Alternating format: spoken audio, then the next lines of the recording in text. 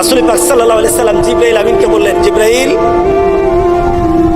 কি বলো বলো তো, তোমার সাথে তো আমার পরামর্শই হয়, তুমি আমাকে একটু মত দাও, আমাকে একটু পরামর্শ দাও।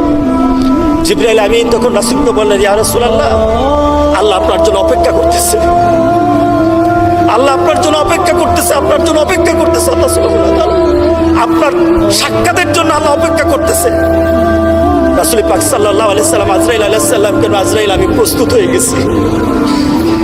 আজরাইল আলাইহিস সালাম শুধু রাসূল পাক সাল্লাল্লাহু আলাইহি সাল্লামের বুক মোবারক একটু হাতটা লাগালেন, বললেন, চিৎকার দিয়ে বললেন রাসূল পাক সাল্লাল্লাহু আলাইহি সাল্লাম, হাতটা সরাও,